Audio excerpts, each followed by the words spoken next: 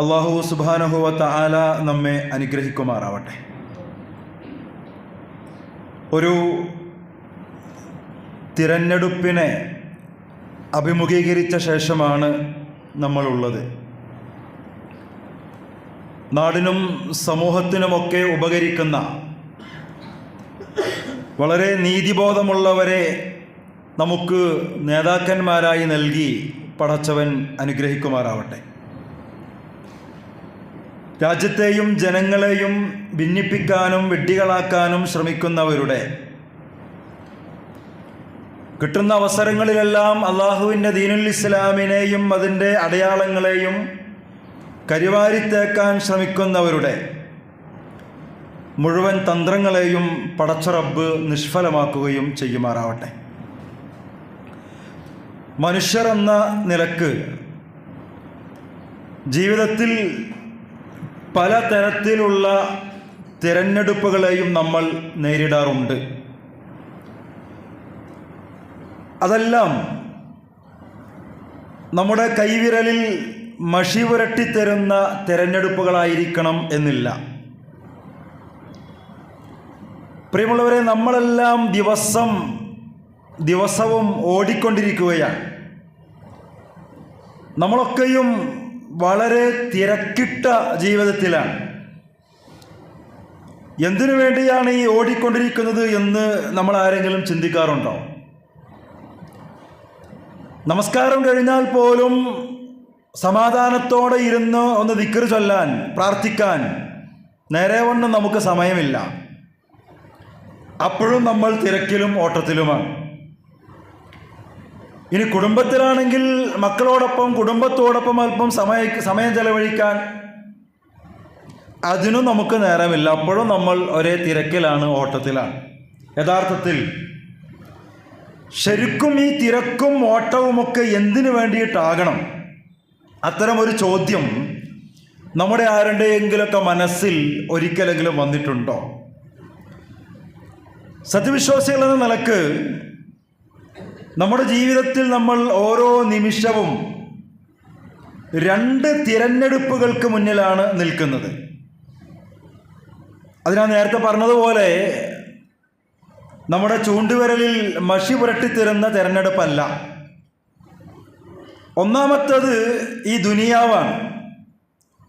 നമ്മൾ കാണുന്നതും അനുഭവിക്കുന്നതുമായ താൽക്കാലികമായ ഈ ലോകം. രണ്ടാമത്തേത് ആഖിറത്താണ്, അഥവാ പരലോകം. കണ്ടുകൊണ്ട് നമ്മൾക്ക് കാണാൻ കഴിയാത്ത, എന്നാൽ നമ്മുടെ രക്ഷിതാവ് നമുക്ക് വാഗ്ദാനം ചെയ്തിട്ടുള്ള ശാശ്വതമായിട്ടുള്ള ഒരു ലോകം.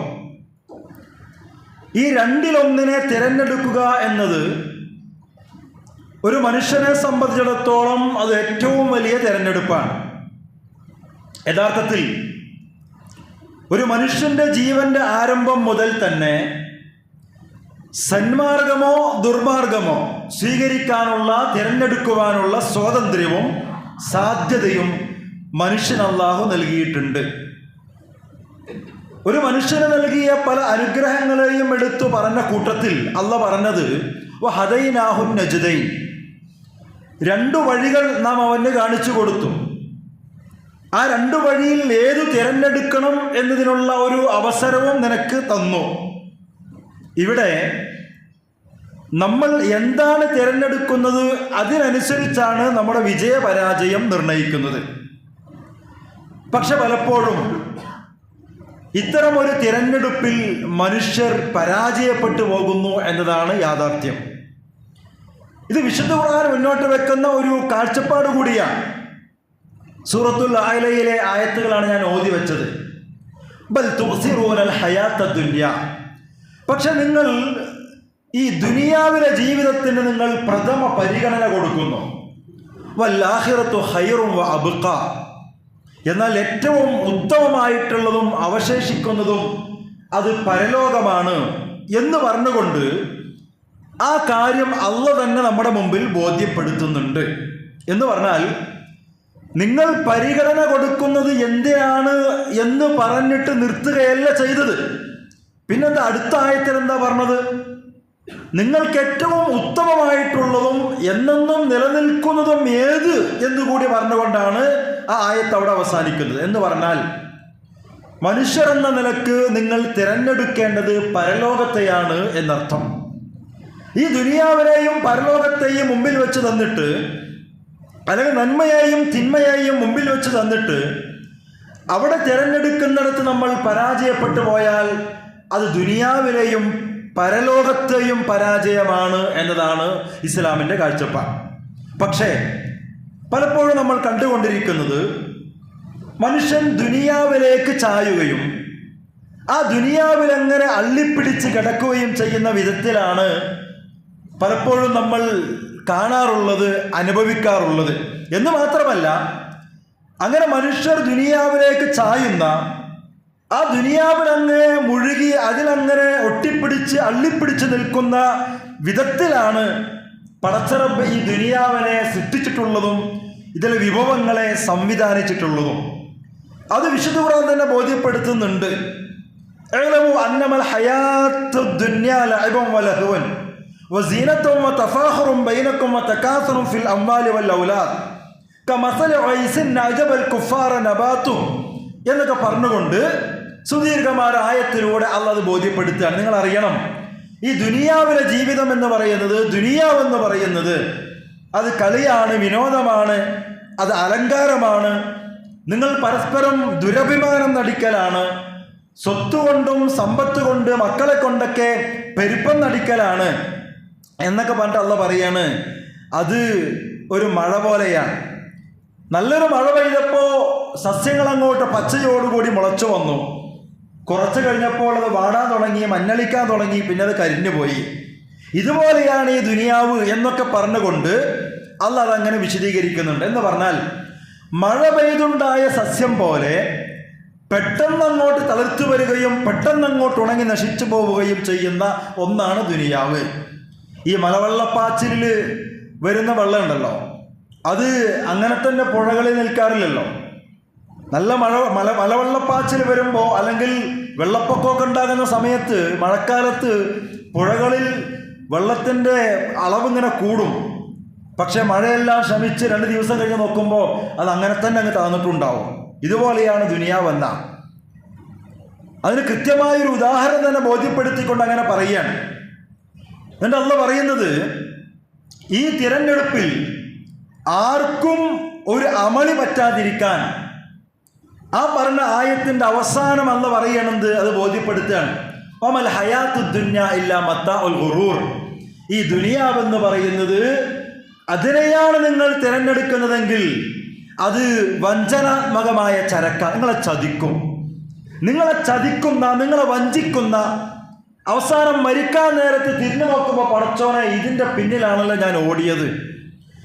2 കാര്യങ്ങൾ തിരഞ്ഞെടുക്കാനുള്ള അവസരം തന്നപ്പോൾ ഈ ചതിയൻ ദുനിയാവിനെയാണല്ലോ ഞാൻ തിരഞ്ഞെടുത്തത് എന്നൊക്കെ പരിതപിക്കേണ്ടുന്ന, വിരൽ കടിക്കേണ്ടുന്ന അവസ്ഥ വരുമെന്നൊക്കെ പറഞ്ഞിട്ട് അതൊക്കെ ബോധ്യപ്പെടുത്താൻ വേണ്ടിയിട്ടാണ് ആയത്തിൻ്റെ അവസാനം ഈ ദുനിയാവ് അത് കളിതമാശയാണ്, അത് മത്സരമാണ്, അത് അഹങ്കരിക്കലാണ്, പെരുമ നടിക്കലാണ്, സമ്പത്ത് വാരിക്കോരിക്കൂട്ടലാണ്, അങ്ങനെ പത്രാസ് കാട്ടി നടക്കലാണ്, ഈ ആശയങ്ങളൊക്കെ പറഞ്ഞിട്ട് അവസാനം അല്ല പറയണേ ഇത് നിങ്ങളെ ചതിക്കുന്ന ചരക്കാണ് കേട്ടോ.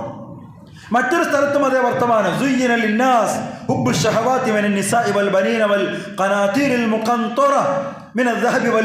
എന്നൊക്കെ പറഞ്ഞിട്ട് അവിടെയും അള്ളാഹ് വർത്തമാനം പറഞ്ഞിട്ടുണ്ട്. ഇതാണ് ദുനിയാവ്, സ്വർണം, വെള്ളി, അങ്ങനെ പലതും, നിങ്ങൾ ഇഷ്ടപ്പെടുന്ന പല വസ്തുക്കളും അവസാനം അള്ളാഹുവിൻ്റെ അടുക്കലുള്ളതാണ് ഏറ്റവും നല്ലത്, അതാണ് ഏറ്റവും നല്ല മടക്കസ്ഥാനം എന്നൊക്കെ പറഞ്ഞിട്ട് പരലോകത്തിൻ്റെ ഗൗരവം, നിങ്ങൾ തിരഞ്ഞെടുക്കേണ്ടത് പരലോകത്തെയാണ്, ആഖിറത്തിനെയാണ് എന്ന് വരുന്ന രൂപത്തിലുള്ള വർത്തമാനങ്ങൾ വിശുദ്ധ ഖുർആനിൽ കാണാൻ കഴിയും. അപ്പോൾ ഒരു മനുഷ്യന്റെ വിജയപരാജയത്തിന് കാരണമാകുന്ന ഈ ഒരു തിരഞ്ഞെടുപ്പിൽ മനുഷ്യൻ തോറ്റുപോകരുത് എന്നതുകൊണ്ടാണ് ദുനിയാവിൻ്റെ അവസ്ഥ എന്താണ് എന്ന് വിശുദ്ധ ഖുർആൻ വിശദീകരിക്കുന്നത്. അല്ലാഹുവിൻ്റെ റസൂൽ കരീം സല്ലല്ലാഹു അലൈഹി വസല്ലം ആ ദുനിയാവിൻ്റെ നിസ്സാരതയെക്കുറിച്ച് പല തരത്തിലും ബോധ്യപ്പെടുത്തിയത് എന്തിനാ? ആ ദുനിയാവിൻ്റെ കെണിയിൽ നമ്മൾ കുടുങ്ങിപ്പോകാതിരിക്കാനാണ്. പരലോകത്തെയും ദുനിയാവിനെയും നിങ്ങൾക്ക് മുമ്പിൽ വെച്ച് തന്നപ്പോൾ ആ പരലോകത്ത് അവഗണിക്കുകയും കണ്ണുകൊണ്ട് കാണാൻ കഴിയുന്ന ദുനിയാവിൻ്റെ പിന്നിൽ അങ്ങനെ അങ്ങോട്ട് മതിമറന്ന് ഓടുകയും ചെയ്യാതിരിക്കാനാണ് ആ ദുനിയാവിൻ്റെ നിസ്സാരത ഇത്രയേ ഉള്ളൂ എന്നല്ല ബോധ്യപ്പെടുത്തി തന്നത്. ഇഹലോകത്തിന് നോക്കൂ നിങ്ങൾ, ഇഹലോകത്തിന് ഈ ദുനിയാവിന് പടച്ചറബ് നൽകിയ വില വളരെ തുച്ഛമാണ്.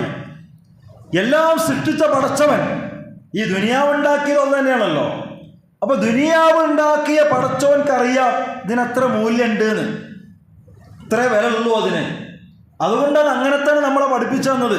ഒരു ഹദീസിലുണ്ടല്ലോ, നബി സല്ലല്ലാഹു അലൈഹി വസല്ലം പറയാണ്, ഇഹലോകം എന്ന് പറയുന്നത് അള്ളാഹുവിൻ്റെ മുമ്പിൽ ഒരു കൊതുകിൻ്റെ ചിറകിൻ്റെ അത്ര പോലും വില ഇല്ലാന്നാ. ഒരു കൊതുക്, ആ കൊതുകിൻ്റെ ചിറക് എത്ര ഉണ്ടാവും? ആ ഒരു കൊതുകിൻ്റെ ചിറകിൻ്റെ വില പോലും പടച്ചോന്റെ മുമ്പിൽ ദുനിയാവിനില്ലാന്നാണ്. എന്നിട്ട് അതിൻ്റെ ബാക്കി എങ്ങനെ അറിയോ? ഉണ്ടായിരുന്നെങ്കിൽ, വില ഉണ്ടായിരുന്നെങ്കിൽ നിഷേധികൾക്ക് അതിൽ നിന്ന് ഒരു മുറുക്ക് വെള്ളം പോലും കുടിപ്പിക്കുകയില്ലായിരുന്നു എന്നാണ്.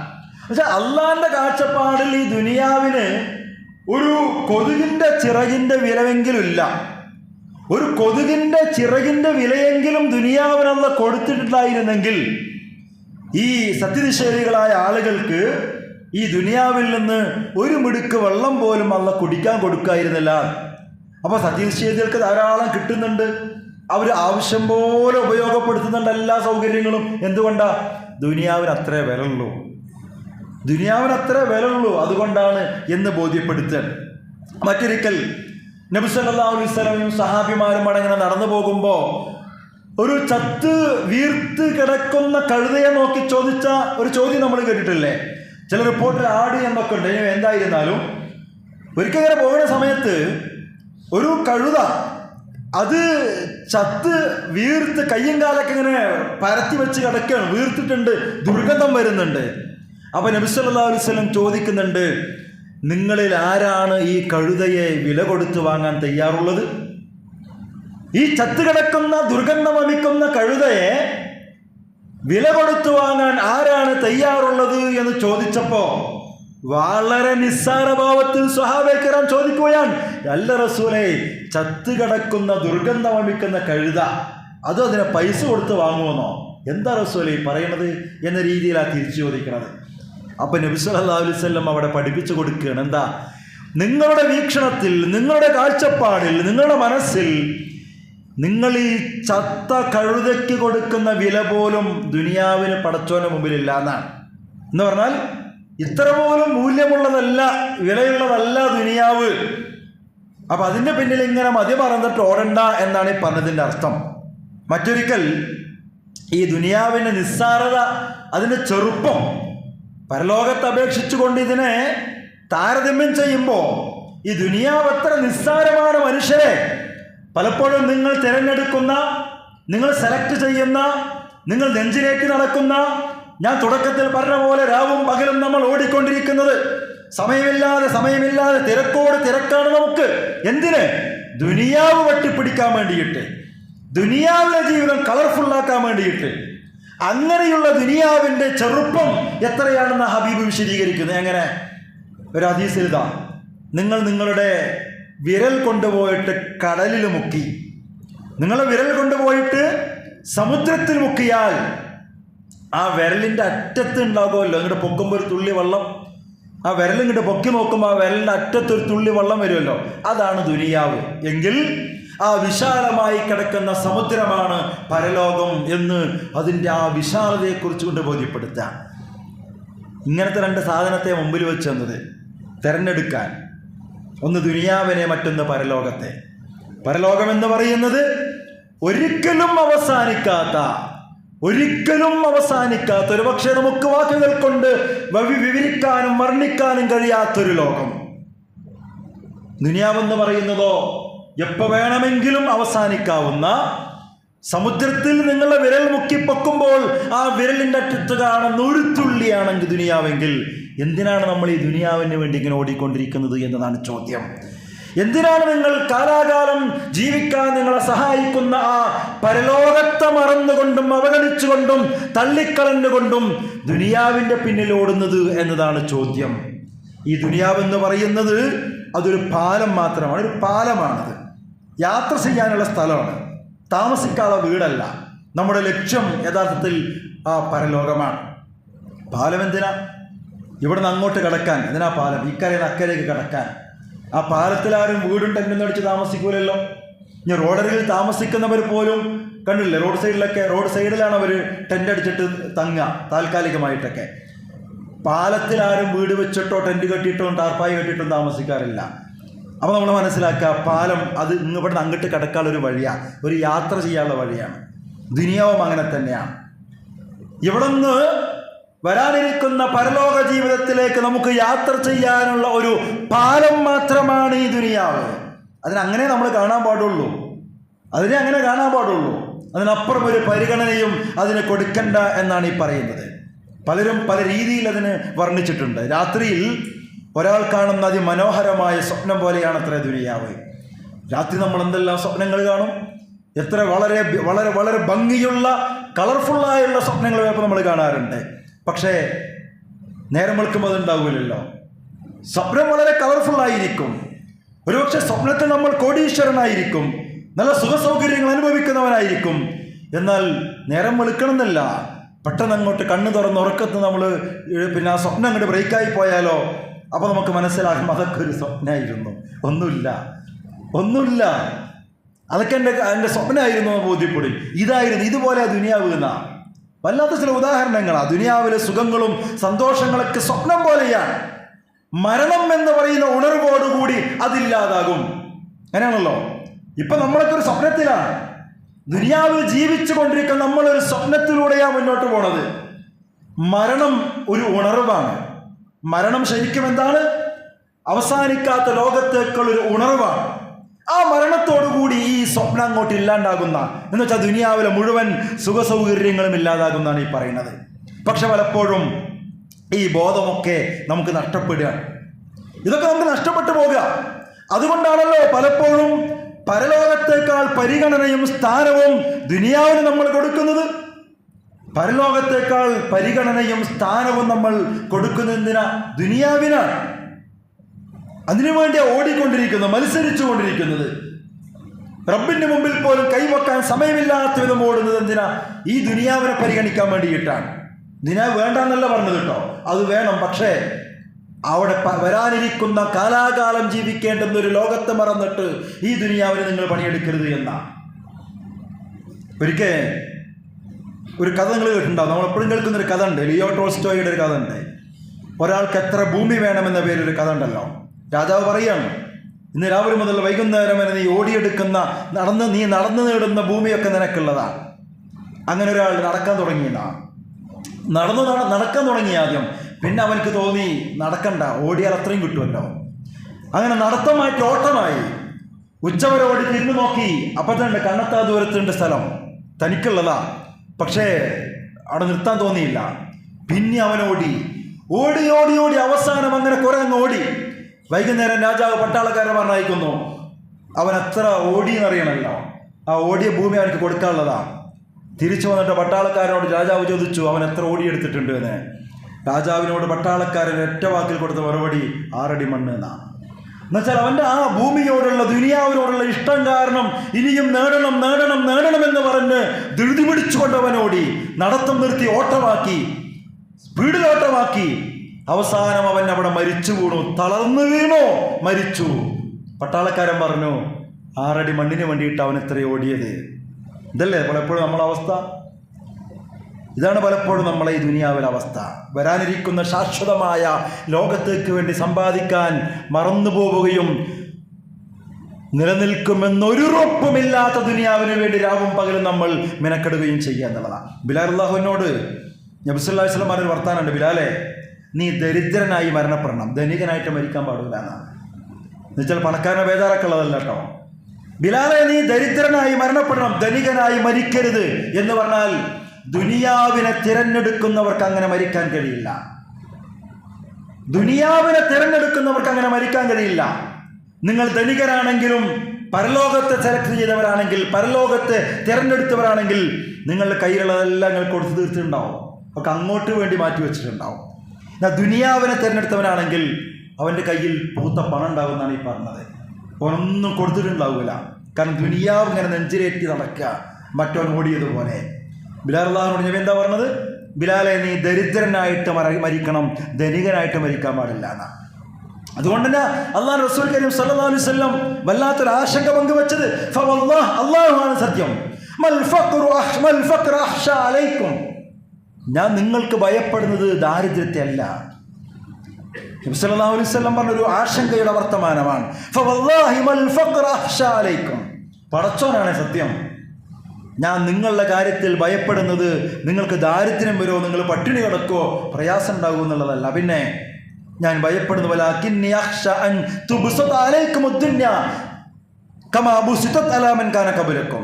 നിങ്ങൾക്ക് ദുനിയാവിൽ സൗകര്യങ്ങൾ കിട്ടുമെന്നാണ് ഞാൻ പേടിക്കുന്നത്, ദുനിയാവിൽ വിശാലത നിങ്ങൾക്ക് കിട്ടുമോ എന്ന് ഞാൻ പേടിക്കുന്നത്. കാരണം അത് കിട്ടിക്കഴിഞ്ഞാൽ നിങ്ങൾക്ക് മുമ്പുള്ള പലർക്കും അങ്ങനെ കിട്ടിയപ്പോൾ അവരങ്ങനെ മത്സരിച്ചു, പരസ്പരം. വരാനിരിക്കുന്ന ലോകത്ത് അവർ മറന്നു, അങ്ങനെ അവർ നശിപ്പിക്കപ്പെട്ടു, നിങ്ങളും അങ്ങനെ നശിപ്പിക്കപ്പെടും. റസൂൽ പറഞ്ഞതാ. എന്തുകൊണ്ട്? പരലോകത്തെ പരിഗണിക്കുന്നതിന് പകരം ദുനിയാവ് പരിഗണിക്കുമ്പോൾ നിങ്ങളുടെ ചിന്തകൾ മാറും, കാഴ്ചപ്പാടുകൾ മാറും, നിലപാടുകൾ മാറും, സമീപനങ്ങൾ മാറും, എല്ലാം മാറിക്കൊണ്ടിരിക്കും. അത് മത്സരിക്കാൻ നിങ്ങളെ പ്രേരിപ്പിക്കും, പരസ്പര മത്സരത്തിന്. അത് നിങ്ങളെ നശിപ്പിക്കാൻ വരെ കാരണമാകുമെന്ന് ഹബീബ് സല്ലല്ലാഹു അലൈഹി വസല്ലം പറയാം. ഒരിക്കൽ പണ്ഡിതനായ മഹാനായ ഇബ്നു സമ്മാഖ്, അദ്ദേഹം ഖലീഫ ഹാറൂൺ റഷീദുമായി സംസാരിച്ചുകൊണ്ടിരിക്കുകയാണ്. ദുനിയാവിനെ നിസ്സാരത ബോധ്യപ്പെടുത്താൻ ഹാറൂൺ റഷീദുമായി സംസാരിച്ചുകൊണ്ടിരിക്കുകയാണ്. നല്ലൊരു തത്വജ്ഞാനിയാണ്, നല്ലൊരു പണ്ഡിതനാണ് അദ്ദേഹം, ഇബ്നു സമ്മാഖ്. അങ്ങനെ ഹാറൂൺ റഷീദുമായി സംസാരിച്ചു കൊണ്ടിരിക്കുമ്പോൾ ഹാറൂൺ റഷീദ് അല്പം വെള്ളം കുടിക്കാൻ വേണ്ടി ഗ്ലാസ്സിൽ അല്പം വെള്ളം എടുത്തു. ഈ സമയം ഇബ്നു സമ്മാഖ് ചോദിക്കുന്നുണ്ട്, അമീറുൽ മുഅ്മിനീൻ, ഒരു സെക്കൻഡ്, ഈ വെള്ളം, ഒരു നിമിഷം, ഈ വെള്ളം നിങ്ങൾക്ക് കിട്ടാത്തൊരവസ്ഥ വന്നാൽ, വെള്ളം കുടിക്കാൻ ദാഹിക്കുകയും വെള്ളം കിട്ടാത്തൊരവസ്ഥ ഉണ്ടാവുകയും ചെയ്താൽ, ആ ഒരു മുടുക്ക് വെള്ളത്തിന് വേണ്ടി നിങ്ങൾ പരമാവധി എന്ത് വില കൊടുക്കും? മാക്സിമം എന്ത് വില നിങ്ങൾ കൊടുക്കും? അപ്പം അദ്ദേഹം പറഞ്ഞു, വേണ്ടി വന്നാൽ എൻ്റെ സാമ്രാജ്യത്തിൻ്റെ പകുതി തന്നെ ഞാൻ നൽകി വെള്ളം സ്വന്തമാക്കും. എൻ്റെ സാമ്രാജ്യത്തിൻ്റെ പകുതി തന്നെ നൽകിയിട്ട് ഒരു തുള്ളി വെള്ളം ഞാൻ സ്വന്തമാക്കും. അങ്ങനെ അദ്ദേഹത്തോട് വെള്ളം കുടിക്കാൻ പറയുന്നു, പ്രാർത്ഥിക്കുന്നു. വെള്ളം കുടിച്ച ശേഷം വീണ്ടും ഇബ്നു സമ്മാഖ് ചോദിക്കുന്നൊരു ചോദ്യം, ഈ കുടിച്ച വെള്ളത്തിൻ്റെ വിസർജ്യം പുറത്തു പോകാതെ പ്രയാസം സൃഷ്ടിച്ചാൽ, ചില വെള്ളം കുടിച്ചു, ഒരു ഗ്ലാസ് വെള്ളം കുടിച്ചു, മാക്സിമം നിങ്ങൾക്ക് മൂത്രമൊഴിക്കേണ്ട ആവശ്യം വന്ന് അതിൻ്റെ വേസ്റ്റായിട്ട് ഒരു ഗ്ലാസ് മൂത്രം അത് പുറത്ത് പോകാത്ത അവസ്ഥ വന്ന പ്രയാസമുണ്ടാക്കിയാൽ അതിൻ്റെ പരിഹാരത്തിന് വേണ്ടി നിങ്ങൾ എന്ത് വില കൊടുക്കും? പോകാതെ കെട്ടിക്കിടക്കുന്ന വെള്ളം, അങ്ങനെ അതിൻ്റെ വിസർജ്യം, മൂത്രം അങ്ങനെ കെട്ടി നിന്നിട്ടത് പുറത്തു പോകാത്ത അവസ്ഥ വന്ന പ്രയാസമുണ്ടാകുമ്പോൾ അത് പുറത്തു കളയാനുള്ള പരിഹാരത്തിന് വേണ്ടി നിങ്ങൾ എന്ത് വില കൊടുക്കുമെന്ന് ചോദിച്ചപ്പോൾ അപ്പം അദ്ദേഹം തിരിച്ചു പറഞ്ഞു, എൻ്റെ സാമ്രാജ്യം പൂർണ്ണമായും പരിപൂർണമായും ഞാൻ അതിന് കൊടുക്കും, പകരം കൊടുക്കും. അപ്പോൾ ഇബ്നു സമ്മാഖ് തിരിച്ചു പറഞ്ഞു, ഒരിറക്ക് വെള്ളത്തിന്, ഒരു നേരത്തെ മൂത്രിക്കലിന് പകരം വെക്കാനാകുന്ന ഈ സാമ്രാജ്യത്തിനായി, ഈ ദുനിയാവിന് വേണ്ടി ജീവിതം നഷ്ടപ്പെടുത്തുന്നത് എത്ര വിഡ്ഢിത്തരമാണ്, മൗഢ്യമാണ് എന്ന് ചോദിക്കുകയാണ്. അല്ല, ഒരു തുള്ളി മൂത്രം പുറത്തു പോകാത്തൊരവസ്ഥ വരുമ്പോൾ അത് പോകാൻ എന്ത് പരിഹാരം? ആ പരിഹാരത്തിന് എന്ത് വില കൊടുക്കും? എൻ്റെ സാമ്രാജ്യത്തെ മുഴുവനും ഞാൻ കൊടുക്കും, ഒന്നും എനിക്ക് വേണ്ട എന്നാ പറഞ്ഞേ. അപ്പം അത്രമാത്രമുള്ള ഈ ദുനിയാവിന് വേണ്ടി എന്തിനാണ് സമയം കളയുന്നത്, ജീവിതം നഷ്ടപ്പെടുത്തുന്നത്, പരലോകത്തെ മറക്കുന്നത് എന്നാണ് ഈ ചോദ്യം. അപ്പം പ്രിയമുള്ള സഹോദരന്മാരെ, സഹോദരിമാരെ, സത്യവിശ്വാസികൾ എന്ന നിലക്ക് എന്തായിരുന്നാലും പരലോക ജീവിതത്തെയാണ് നമ്മൾ തിരഞ്ഞെടുക്കേണ്ടത്. ആ തിരഞ്ഞെടുപ്പിൽ നമുക്ക് പിഴവ് സംഭവിക്കാൻ പാടില്ല. അങ്ങനെ ദുനിയാവിനെ മാറ്റിവെച്ചുകൊണ്ട് പരലോകത്തെ തിരഞ്ഞെടുത്തവരെ സംബന്ധിച്ചിടത്തോളം ഈ ദുനിയാവിൽ നമ്മൾ ചെയ്യുന്ന കർമ്മങ്ങളാണ് നാളെ നമ്മുടെ പെട്ടിയിൽ വീഴുന്ന വോട്ട്. അങ്ങനെ മനസ്സിലാക്കുക. നാളെ പരലോകത്തെത്തുമ്പോൾ നമ്മുടെയൊക്കെ പെട്ടി പൊളിക്കും. എനിക്കും നിങ്ങൾക്കൊക്കെ ഉണ്ടോ പെട്ടി ഉണ്ടാവും. ആ ബോക്സ് പടച്ചോൻ നാളെ പരലോകത്തെത്തുമ്പോൾ ആ പൊളിച്ചു നോക്കുക. അങ്ങനെ ദുനിയാവിനെ മാറ്റിവെച്ചുകൊണ്ട് പരലോകത്തെ തിരഞ്ഞെടുത്തവരെ സംബന്ധിച്ചിടത്തോളം ഈ ദുനിയാവിൽ നമ്മൾ ചെയ്യുന്ന സൽക്കർമ്മങ്ങളാണ് നാളെ നമ്മുടെ പരലോകത്ത് പെട്ടിയിൽ വീഴുന്ന വോട്ടുകൾ നമ്മൾ തിരിച്ചറിയണം. നമ്മൾ ചെയ്യുന്നതൊന്നും അവിടെ അസാധുവായിട്ട് പോകില്ല. ചെയ്യുന്നത് നന്മയാണെങ്കിലും തിന്മയാണെങ്കിലും പൂർണ്ണമായും അതവിടെ എണ്ണപ്പെടും.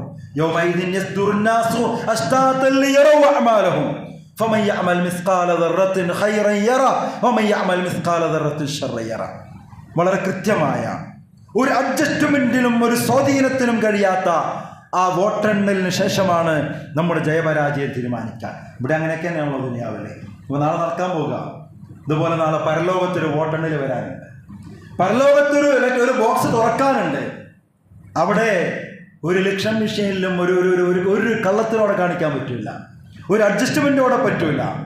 അങ്ങനെ നമുക്ക് എത്ര കിട്ടി, എത്ര വോട്ട് നമ്മുടെ പെട്ടിയിലുണ്ട് എന്ന് പറഞ്ഞാൽ ഈ പരലോകത്തെ തിരഞ്ഞെടുത്തിട്ട് ദുനിയാവിൽ എത്ര നിങ്ങൾ അങ്ങോട്ട് ഉണ്ടാക്കി വെച്ചിട്ടുണ്ടെന്ന് അതങ്ങനെ എണ്ണും. ആ എണ്ണുന്നതിനനുസരിച്ചിട്ടാണ് നമുക്ക് നാളെ വിജയിക്കാൻ കഴിയുക എന്നാണ് ആ പറയുന്നത്. വിശുദ്ധ ഖുർആൻ പല സ്ഥലത്തും അത് അങ്ങനെ ചിത്രീകരിക്കുന്നുണ്ട്. ഫഅമ്മാമൻ സഖുലത് മവാസീനുഹു ഫഹുവ ഫീ ഐശത്തിർ റാദിയ ഫഅമ്മാമൻ ഹഫ്ഫത് മവാസീനുഹു ഫഉമ്മുഹു ഹാവിയ എന്നൊക്കെ പറഞ്ഞിട്ട് അത് അങ്ങനെ വിശദീകരിക്കുന്നുണ്ട്. അപ്പോൾ പ്രിയമുള്ളവരെ, ഈ ഒരു തെരഞ്ഞെടുപ്പുണ്ടല്ലോ, ഏത് പരലോകത്തെയും ദുനിയാവിനെയും മുമ്പിൽ വെച്ചിട്ട് അത് രണ്ടിലൊന്ന് തിരഞ്ഞെടുക്കാൻ പറയുമ്പോൾ ആ തിരഞ്ഞെടുപ്പുണ്ടല്ലോ, അത് തിരഞ്ഞെടുക്കുന്നിടത്ത് അതിനുശേഷമുള്ള ജീവിതത്തിൽ ആണ് നമ്മൾ വിജയിക്കേണ്ടത്. പലപ്പോഴും ദുനിയാവിൽ പല കാര്യങ്ങളും തിരഞ്ഞെടുക്കുമ്പോൾ നമ്മൾ കാണിക്കുന്ന ജാഗ്രതയുടെ ഒരു അംശം പോലും ഈ വിഷയത്തിൽ കാണിക്കാറില്ല എന്നതൊരു യാഥാർത്ഥ്യമാണ്. അങ്ങനെ തന്നെയല്ലേ? ഇന്നലെ വോട്ട് ചെയ്യാൻ പോകുമ്പോൾ നമ്മൾ കുറേ വട്ടം ആലോചിച്ചിട്ടുണ്ട്, ആർക്ക് കൊടുക്കണം, എങ്ങനെ കൊടുക്കണം. അവിടെ പോയിട്ട് ഇങ്ങനെ നിൽക്കുമ്പോഴും ചിലപ്പോൾ മനസ്സിൽ അങ്ങോട്ടും ഇങ്ങോട്ടൊക്കെ ചാഞ്ചാട്ടം വന്നവരൊക്കെ ഉണ്ടാവും, കൺഫ്യൂഷനായിട്ട് ആർക്ക് കൊടുക്കണം, എവിടെ കൊടുക്കണം, അങ്ങനെ നമ്മൾ ചിന്തിക്കാറുണ്ട്, ആലോചിക്കാറുണ്ട്. ഇനി ദുനിയാവിലൊരു ജോലി വരുമ്പോൾ, മക്കൾക്കൊരു വിവാഹാലോചന വരുമ്പോൾ, ഒരു വാഹനം വാങ്ങേണ്ട അവസ്ഥ വരുമ്പോൾ, ഒരു വീട് കയറ്റേണ്ടി വരുമ്പോൾ, വീട്ടിലേത് ടൈലിടണമെന്ന് തീരുമാനിക്കുമ്പോൾ, ഇങ്ങനെയൊക്കെ ഉണ്ടല്ലോ. എത്ര നമ്മൾ ആലോചിക്കാറുണ്ട്, എത്ര നമ്മൾ ജാഗ്രത കാണിക്കാറുണ്ട്. പക്ഷെ അതിൻ്റെ ഒരു അംശം പോലും ഖുർആൻ പറഞ്ഞതുപോലെ ദുനിയാവിനെയും പരലോകത്തെയും മുമ്പിൽ വെച്ചിട്ട് ഇത് രണ്ടിലൊന്ന് നിങ്ങൾ തിരഞ്ഞെടുത്തോ, അതിനുള്ളൊരു ഫ്രീഡം തരുമ്പോൾ അവിടെ നമ്മൾ ഈ ഗൗരവത്തോടെ ആലോചിക്കാറുണ്ടോ? ഈ ഒരു കണിശതയും ജാഗ്രതയും നമ്മളവിടെ ഉണ്ടാകാറുണ്ടോ? ഇത് ആലോചിക്കേണ്ടതാണ്. നമ്മളെപ്പോഴും കേൾക്കാറുണ്ടല്ലോ, ദുനിയാവ് അത് മായയാണ്, അത് കളിയാണ്, കളി വിനോദമാണ്, ഇതൊക്കെ നമ്മൾ പറയാറും കേൾക്കാറുണ്ട്. എന്നാൽ നമ്മളിൽ എത്ര പേർ അത് നമ്മുടെ ജീവിതത്തിൽ പ്രാവർത്തികമാക്കുന്നുണ്ട്? നമ്മുടെ തീരുമാനങ്ങൾ ഏത് ലോകത്തിന് വേണ്ടിയിട്ടാണ്? നമ്മൾ ഓടിക്കൊണ്ടിരിക്കുന്നത് ഏത് ലോകത്തിന് വേണ്ടിയിട്ടാണ്? നമ്മൾ തിരക്കാകുന്നത് ഏത് ലോകത്തിന് വേണ്ടിയിട്ടാണ്? നമ്മൾ കൂടുതൽ സമയം ചെലവഴിക്കുന്നത് ഏത് ലോകത്തിന് വേണ്ടിയിട്ടാണ്? ആലോചിക്കാറുണ്ടോ നമ്മളാരെങ്കിലും? മരണം അത് ഏത് നിമിഷവും സംഭവിക്കാം.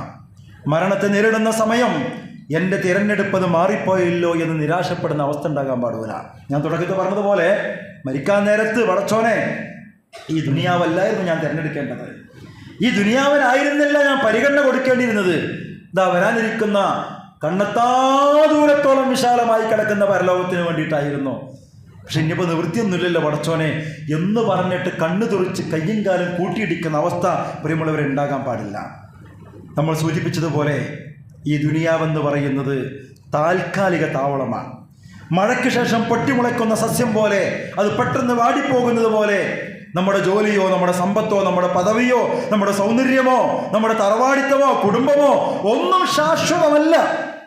മറിച്ച് നമ്മുടെ യഥാർത്ഥ ലക്ഷ്യം, യഥാർത്ഥ വീട്, നമ്മുടെ യാത്ര അത് ശാശ്വതമായ പരലോകത്തിലേക്കാണ്. ഈ ബോധപ്പോഴും ഉണ്ടാകണം. അതെന്താ പറഞ്ഞത്? നേരത്തെ പറഞ്ഞതുപോലെ, പക്ഷേ ഇങ്ങനെയൊക്കെ പറഞ്ഞാലും